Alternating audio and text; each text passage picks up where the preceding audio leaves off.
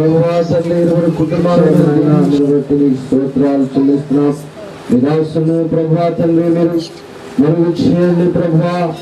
నాయనా తండ్రి ఘనమైనటువంటి కార్యమును తండ్రి మీరు ఘనంగా జరిపించి మహిమ ఘనత నీవే పొందమని మా ప్రభువులో దయచేసి అందరు కూర్చోండి. మన మధ్యలో దేవుని సేవకులు యెహోషువ గారు ఉన్నారు. ఆదికాండము 2వ అధ్యాయము 18వ వచనం నుంచి 24వ వచనం వరకు మన మధ్యలో ఉన్న యెహోషువ గారు చదివి ప్రభువును మహిమపరుస్తారు.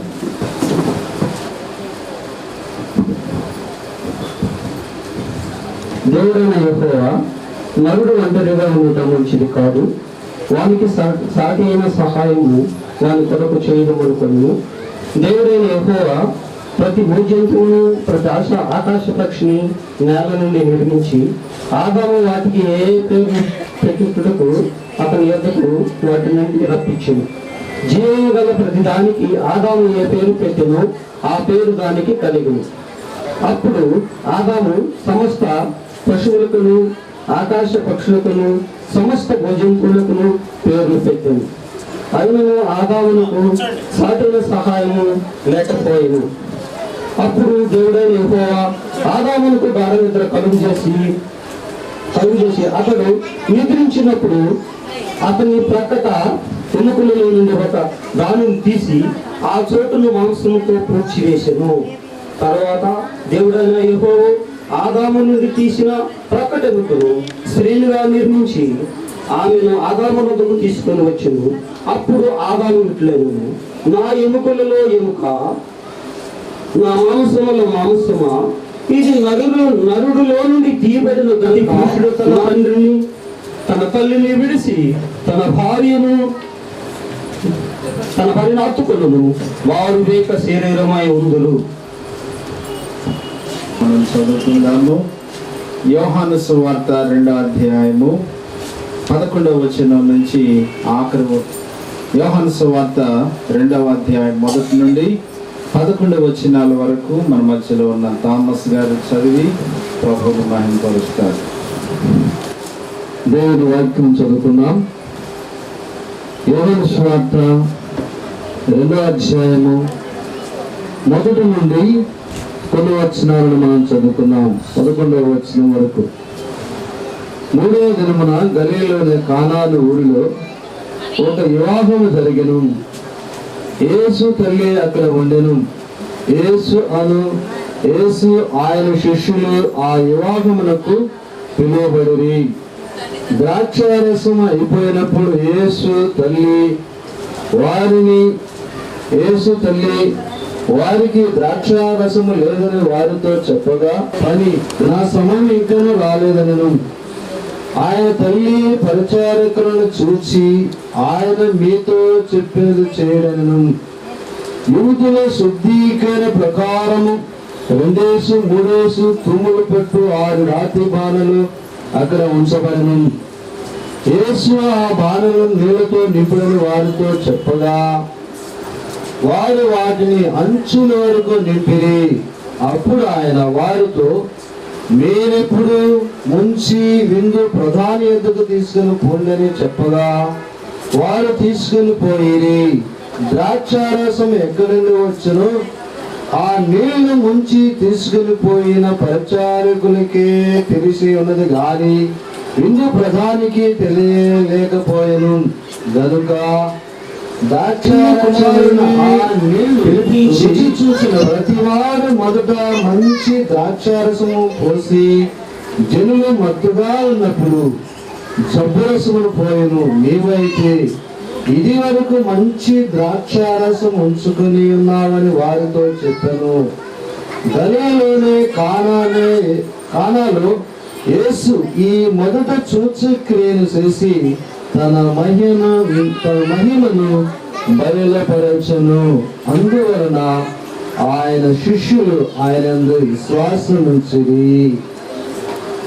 కనుక ప్రభునందు ప్రియులారా, ఈ యొక్క మనం చదువుకున్నటువంటి వాక్య భాగంలో ఉన్నటువంటి సత్యం ఏంటంటే, కానా అనేటువంటి ఊరిలో ఒక వివాహం జరుగుతున్నది. ఏదైనా తోటలో కూడా తండ్రి అయినటువంటి దేవుడు నరుని సృజించిన తర్వాత తాను చూసినప్పుడు తనకు ఒక లోటు ఉన్నది. ఆ లోటును దేవుడు జ్ఞాపకం చేసుకున్నాడు. తనకు కావలసినటువంటి నారిని సహజారిని తయారు చేసి ఆశీర్వదించి దీవించాడు. అంటే ఇక్కడ ఏం జరిగింది అంటే లోటు తీరిపోయింది. దేవుడు సృజించినటువంటి ప్రతి భూజంతువుకి, ఆకాశ పక్షులన్నీ కూడా రెండేసి తయారు చేసి ఆరాము చేసిన తర్వాత ఆయనకు లోటు ఉన్నది. ఆ లోటును తీర్చాడు. ఎంత గొప్ప దేవుడండి, ఎంత మహిమ కలిగినటువంటి దేవుడండి. ఏమైతే లోటు ఉన్నదో నరుల జీవితంలో వివాహం జరుగుతున్నది. వివాహం అన్ని విషయంలో ఘనమైనది, ఎంతో ఆశ్చర్యకరమైనది. వారి జీవితంలో పచ్చగా ఉండాలి, ఆశీర్వదించబడాలి, దీవించబడాలి. వారు దేవుని యొక్క ప్రేమను కలిగి నడుచుకోవాలి. అయితే మరి ఆ వివాహములో ఒక కొరత ఉన్నదండి. ఆ విందులో కొరత ఉన్నది. ఆనాడు విందు కొరకు ద్రాక్షారసమును సిద్ధపరిచేవారేమో. అయితే ద్రాక్షారసము అయిపోయినది. కొంతమందికి అది సహాయపడింది, కొరతలు తీర్చేయండి. ఏం చెప్పారు? ఆయన నీళ్లను ద్రాక్షారసముగా మార్చాడు. ప్రభునందు ప్రియులరా, ఆ నీళ్ల నుంచి తీసుకుని వెళ్ళినటువంటి ఆ శిష్యులకు మాత్రమే తెలిసిందంట. ఎవరు నీళ్లు ద్రాక్షారసముగా మారేటువంటి ఇది ఎక్కడి నుండి వచ్చింది అద్భుతం ఎవరు చేశారని చెప్పి యేసుక్రీస్తు వారి నుండి విశ్వాసం ఉంచారంట. ప్రభునందు ప్రియులారా, యేసుక్రీస్తు వారు భూమి మీద చేసినటువంటి అద్భుతములో, ఆశ్చర్య కార్యములో, వివాహం అన్ని విషయంలో ఘనమైనదనక ఘనపరిచాడు. దేవుని మహిమపరిచాడు. ఆయనందు శిష్యులు కూడా విశ్వాసం ఉంచారు. ఈ వివాహములు కూడా దేవుని ఘనపరిచారు గనుక, దేవుని యందు విశ్వాసం ఉంచారు గనుక, దేవుని నమ్మారు గనుక, ప్రతి విషయంలో దేవుని ఘనపరిచినట్లయితే మరి వివాహములకు కూడా కొరత ఏమైనా ఉంటున్నదో చేసినటువంటి మొదట ఘనకార్యం ఏమిటంటే నీళ్ళని రసముగా మార్చాడు, ద్రాక్షారసముగా. మన జీవితాలను కూడా ఆయన మార్చడానికి సిద్ధముగా ఉన్నాడు. నూతన వరులే కాదండి, మనల్ని కూడా ఆయన మార్చడానికి, మనలో ఉన్నటువంటి లోటును తీర్చగలడు కనుక మరి వివాహములో ఇంకా చక్కగా జరిపిస్తున్నాడు దేవుడు. ఉన్నటువంటి లోటును ఆయన తెలుసుకోగలడు, అది కూడా పూర్తి చేస్తాడు. దేవుడి మాటలను మన కొరకు దీవించును గాక. ఆమేన్.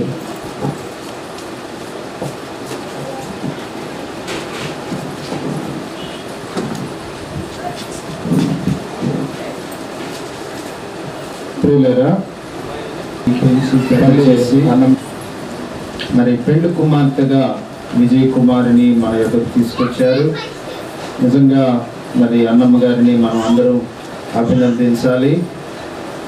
మరి ఎక్కడున్నారో వారైతే నాకు తెలియదు. మరి వారి స్థలంలో ఉంటే వారిని ఎంతో మనం గణపరచవలసిన వారమై ఉంటున్నాం. మాచర్ల విజయ్ కుమార్ స్వతంత్రరావు గారుల జ్యేష్ఠ పుత్రుడు. ఆనందకును చెరువులపాలెం గ్రామ వాస్తవ్యులు పల్లె దుర్గారావు రాణి గార్ల ఏకైక పుత్రిక విజయ్ కుమారికి నేడు రాజులకు రాజు ప్రార్థనా మందిరంలో వివాహము చేయాలనుద్దేశించి ఉన్నారు. ఈ వివాహము న్యాయమైనది కాదని, ఎట్టి విధమైన ఆటంకాలు, అభ్యంతరాలు మీలో ఎవరికైనా తెలిసినలా అది ఇప్పుడే తెలియచేయాలని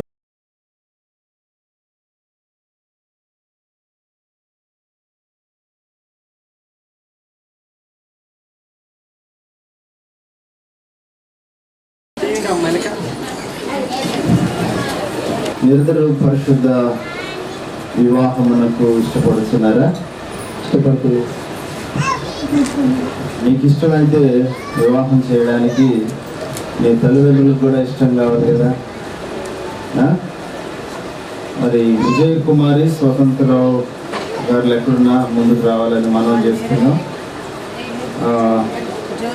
వారి తరఫున మేనమామ కానీ మేనత్త కానీ మరి చిన్నాయన కానీ మరి ఎవరైనా సరే మరి ముందుకు రావాలని మనం చేస్తున్నాం. జ్యోతి జీవరత్నం గారు ముందుకు రావాలని మనం చేస్తున్నాం. అలాగే మరి కన్యాదాత పెళ్లి కుమారుని తల్లిదండ్రులు, పెళ్లి కుమారుని యొక్క కుమార్తె తల్లిదండ్రులు ముందుకు రావాలని మనం చేస్తున్నాం.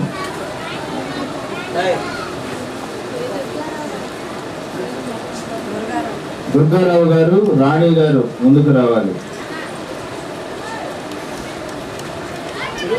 ఉన్నారా ఇక్కడ? ఈ పెళ్లి జరిపించడం జరుగుతున్నది. త్వరగా రావాల్సిందిగా మనవి. ఈ సమయం అతి మధురం, కళ్యాణం కమనీయం. ఈ సమయం అతి మధురం, దేవారామయ్యా నీ దీవెన నీవయ్యా, దేవారామయ్యా నీ దీవెన నీవయ్యా.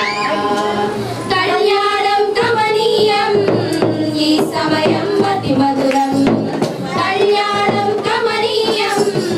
ఈ సమయం అతి మధురం, దేవారామయ్యా నీ దీవెన నీవయ్యా, దేవారామయ్యా నీ దీవెన నీవయ్యా.